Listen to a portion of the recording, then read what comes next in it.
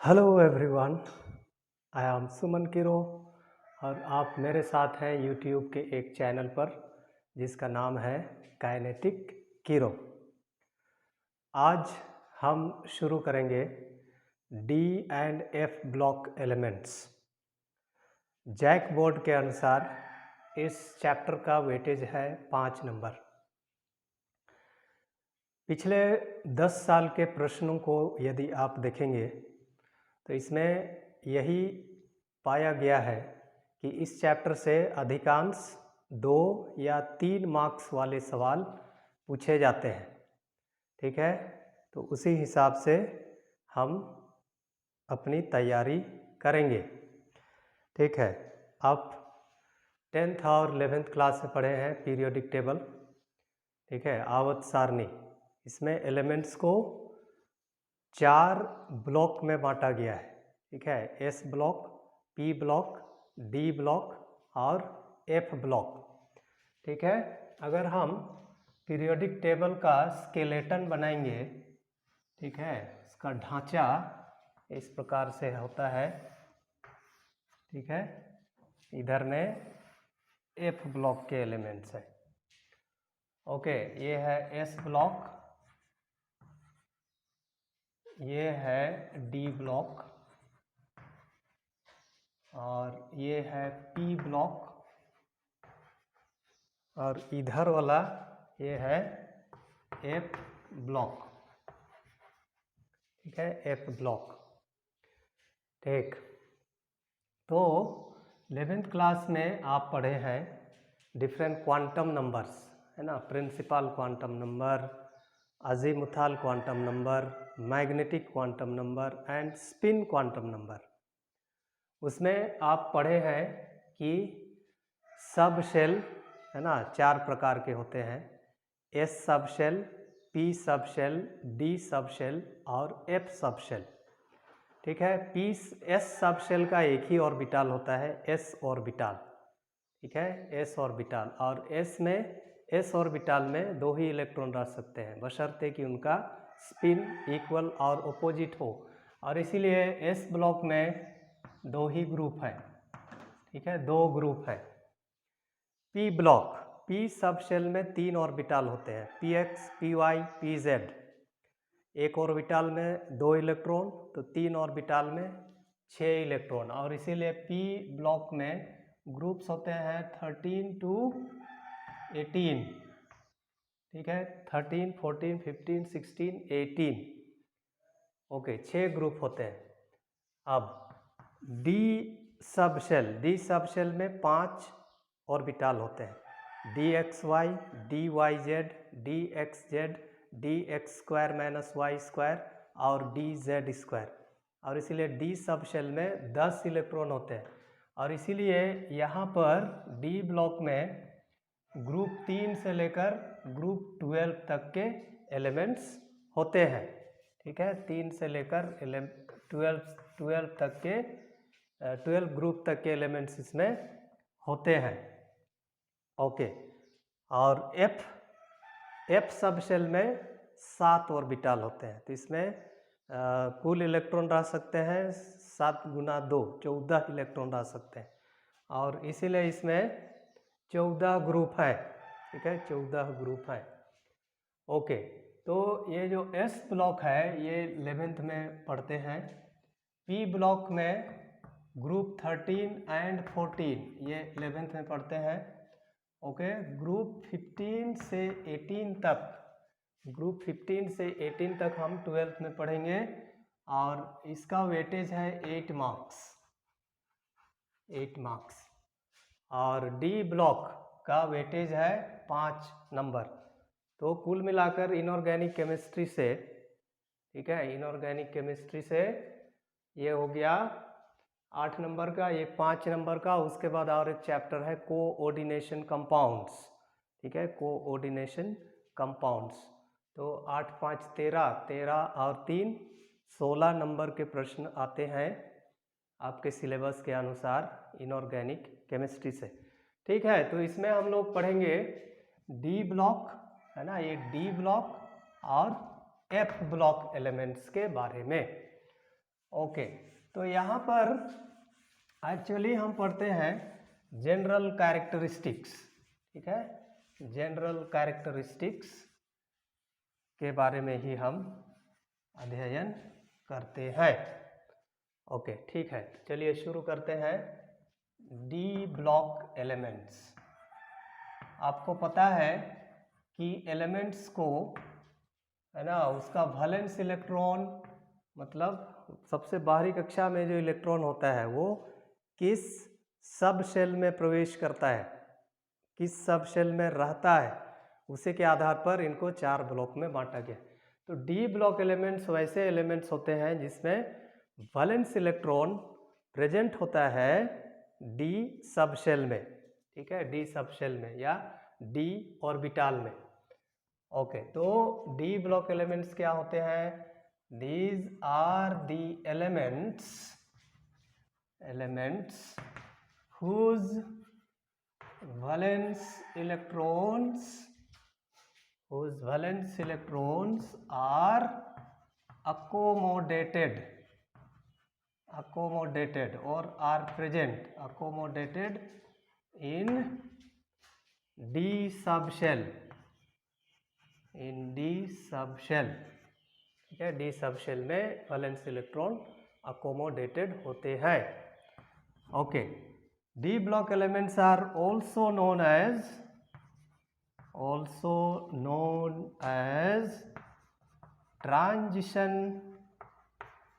Transition elements और metals, transition elements और transition metals.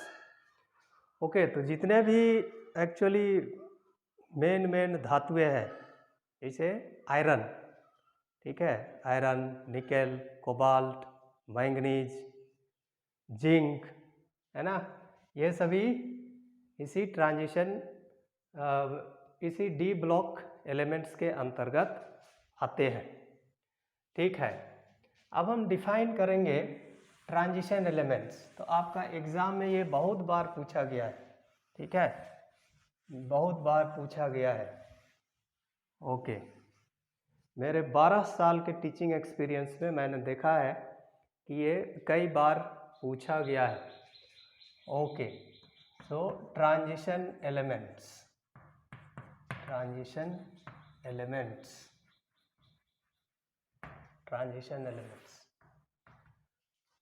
Okay, तो ये वैसे एलिमेंट्स होते हैं जिनका डी ऑर्बिटल इनकम्प्लीटली फिल्ड होता है, ठीक है, ग्राउंड स्टेट में या उनके कोई ऑक्सीडेशन स्टेट में।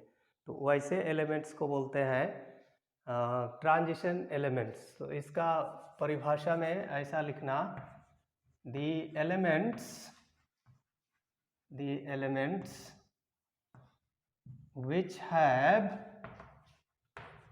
which have incompletely filled, है ना, या partly filled या partially filled, incompletely filled d orbitals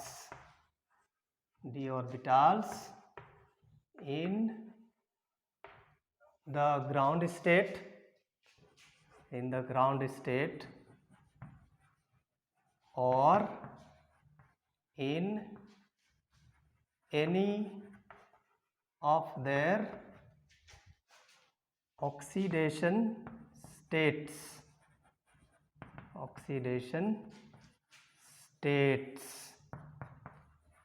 are known as transition elements। ठीक है, the elements which have incompletely filled d orbitals in the ground state or in any of their oxidation states are known as transition elements। Okay, for example, है ना, first series, इसमें 4 series होता है। First series के elements हैं scandium, titanium, vanadium, chromium, manganese, iron, cobalt, nickel, copper, zinc. ये कुछ example है। Scandium, titanium, vanadium, chromium, manganese, iron, cobalt, nickel, copper. Okay, zinc को ट्रांजिशन एलिमेंट नहीं माना जाता है। ओके, जिंक हो गया, उसके बाद कैडमियम हो गया, मरकरी हो गया, इनको ट्रांजिशन एलिमेंट नहीं माना जाता है क्योंकि इनमें जो डी सबशेल होता है वो पूरी तरह से भरा होता है। ओके, इसलिए ट्रांजिशन एलिमेंट्स के एग्जाम्पल में वहाँ पर हम जिंक को डिलीट कर दिए। ओके, ठीक है। तो ये जो डी ब्लॉक एलिमेंट्स होते हैं इसमें 4 सीरीज होते हैं।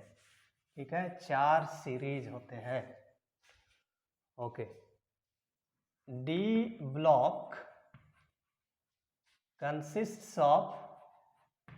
consists of 4 series of elements।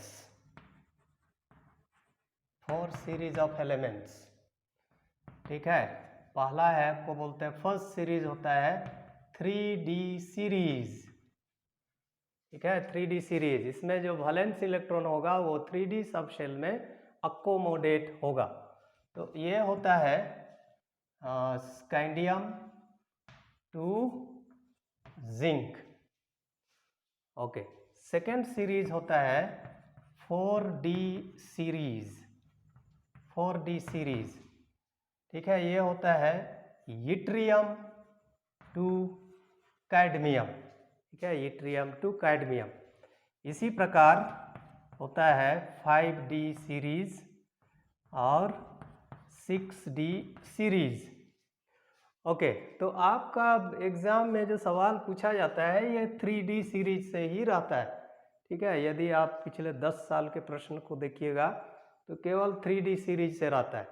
इसलिए मैं एक्सपेक्ट करूंगा कि आप 3D सीरीज में जो जो एलिमेंट्स हैं उनका नाम, सिंबल, एटॉमिक नंबर और इनका जो प्रोमिनेंट ऑक्सीडेशन स्टेट होता है उनकी जानकारी आपको रखनी है, तभी केवल आप इस चैप्टर से पूरा का पूरा नंबर उठा पाएंगे।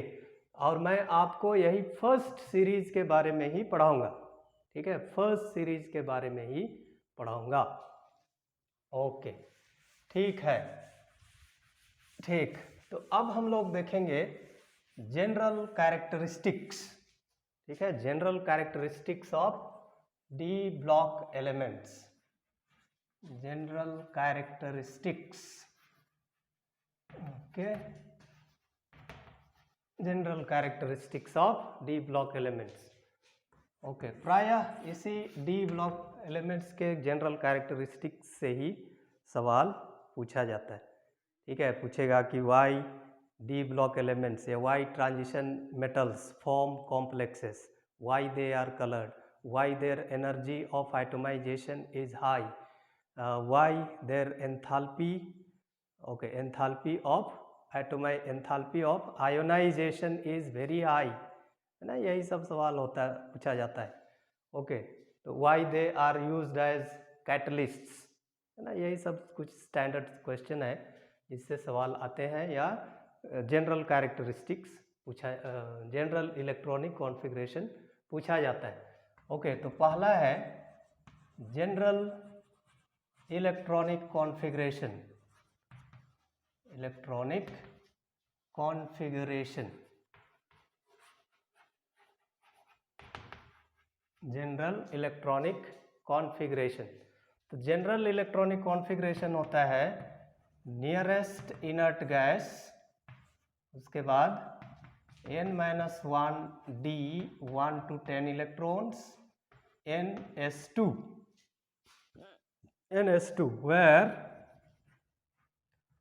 where n is principal quantum number.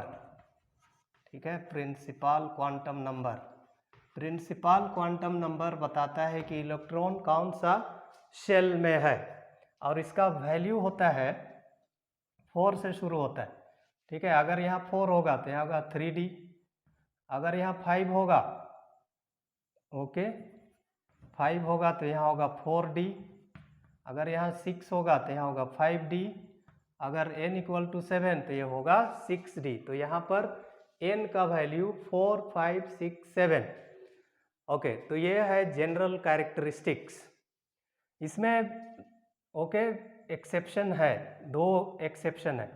Chromium के केस में NS1 होता है, क्रोमियम और कॉपर के केस में, ठीक है। क्रोमियम और कॉपर के केस में यहाँ पर NS2 नहीं होता है, NS1 होता है। तो इसको आप है ना याद कर लेंगे कि क्रोमियम और कॉपर के केस में इधर में NS2 नहीं होता है, NS1 होता है, ठीक है।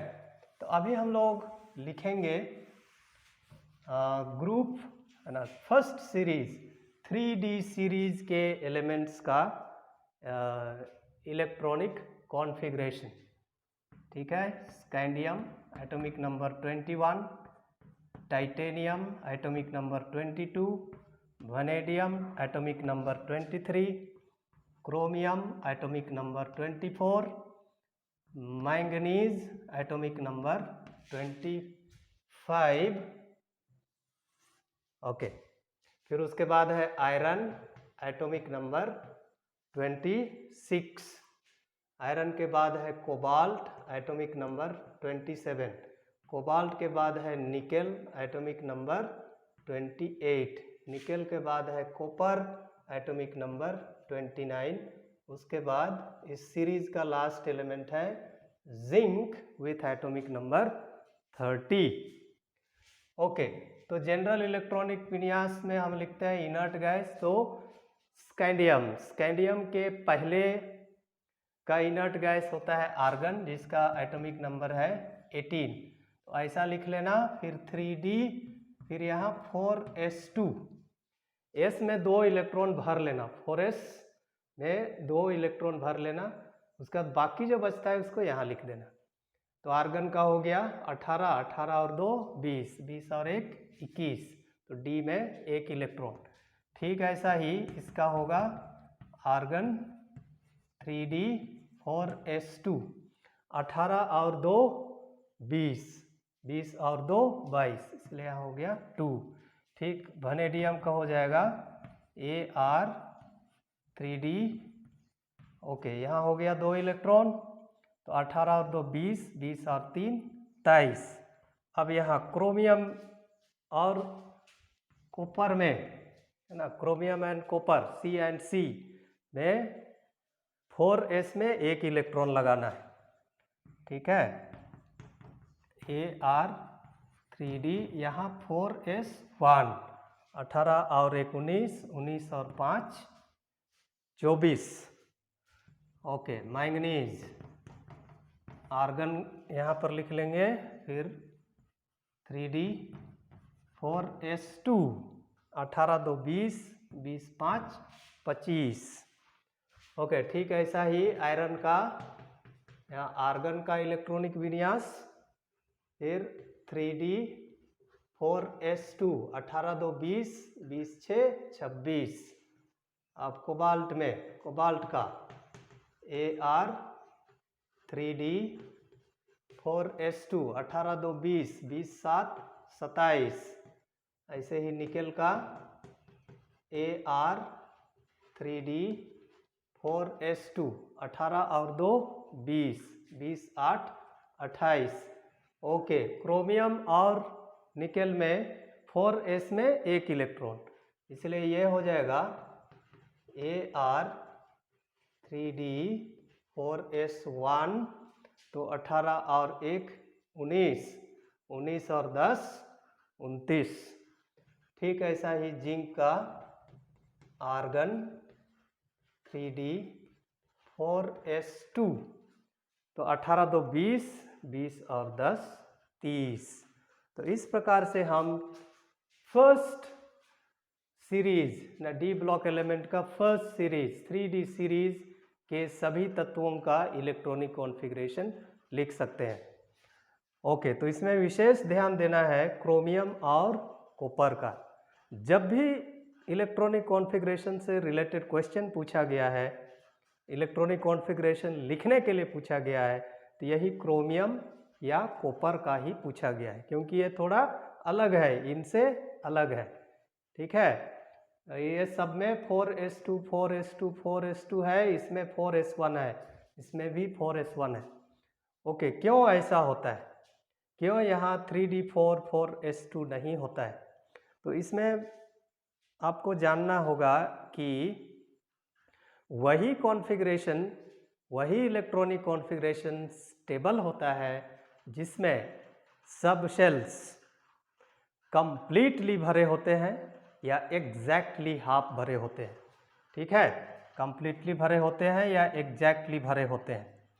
अगर इसका हम लिखते 3d4 4s2, तो ये तो भरा होता, लेकिन ये है ना तो एग्जैक्टली भरा होता ना कंप्लीटली भरा होता।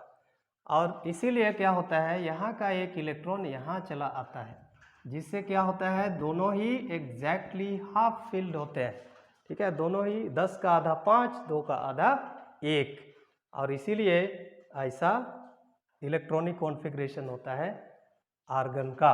Okay, so it is due to the extra stability arising from exactly half filled configuration। अब कॉपर का ऐसा क्यों होता है, यहाँ 3d9 4s2 क्यों नहीं होता है?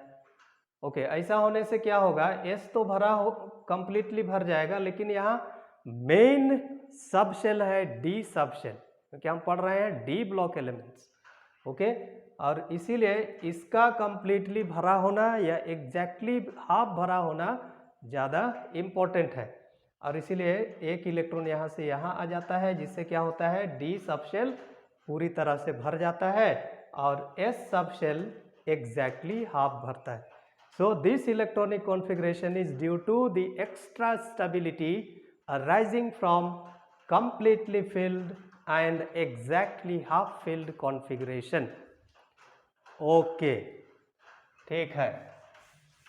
तो इससे रिलेटेड सवाल पूछे जाते हैं, है ना, इससे रिलेटेड सवाल पूछे जाते हैं, जैसे, ठीक है, why zinc is not a transition element, why zinc is not a transition element. तो इसमें दो सवाल रहता है, What are transition elements? Why zinc is not a transition element? तो क्या करना है, जिंक का पहले इलेक्ट्रॉनिक कॉन्फ़िगरेशन लिख लेना है। ओके, 3d10 4s2, फिर इसका जो स्टेबल ऑक्सीडेशन स्टेट होता है उसका इलेक्ट्रॉनिक कॉन्फ़िगरेशन। तो जिंक का स्टेबल इलेक्ट्रॉनिक कॉन्फ़िगरेशन होता है Zn2+, Zn2+ हो जाएगा Ar3d10, ठीक है। तो देख रहे हैं कि दोनों में ही ये जो 3d सब शेल है ये पूरी तरह से भरा हुआ है, ठीक है। तो इसको यहाँ इसे लिख देना, since Zn does not have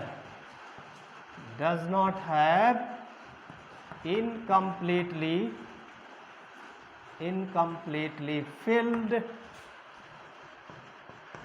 d orbitals in its ground state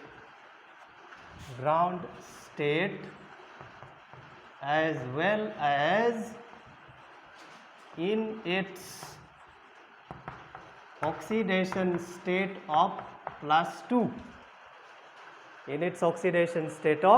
+2, Therefore, zinc is not a transition element, ठीक है। तो आपको पहले इसका इलेक्ट्रॉनिक कॉन्फ़िगरेशन लिख लेना है, फिर आपको पता होना चाहिए कि उसका स्टेबल ऑक्सीडेशन स्टेट कितना होता है। तो जिंक का ऑक्सीडेशन स्टेट हमेशा 2 होता है, इसलिए हम लिखते हैं ZnCl2, है ना। फॉर्मूला जिंक के यौगिकों का फॉर्मूला ZnCl2 या ZnSO4 या ZnCO3 ऐसा लिखते हैं। ये सब में जिंक का ऑक्सीडेशन स्टेट +2 है, तो Zn2+ होगा तो ये 2 इलेक्ट्रॉन, है ना, का त्याग करेगा, तब Zn2+ हो जाएगा। तो ये इसमें भी 10 इलेक्ट्रॉन है, इसमें भी 10 इलेक्ट्रॉन, तो इसका जो डी ऑर्बिटल्स हैं ये पूरी तरह से भरे हुए हैं और इसीलिए इसको ट्रांजिशन एलिमेंट नहीं माना जाता है। It is not a transition element. Okay, ठीक है, आज के लिए इतना ही, बाकी अगले क्लास में।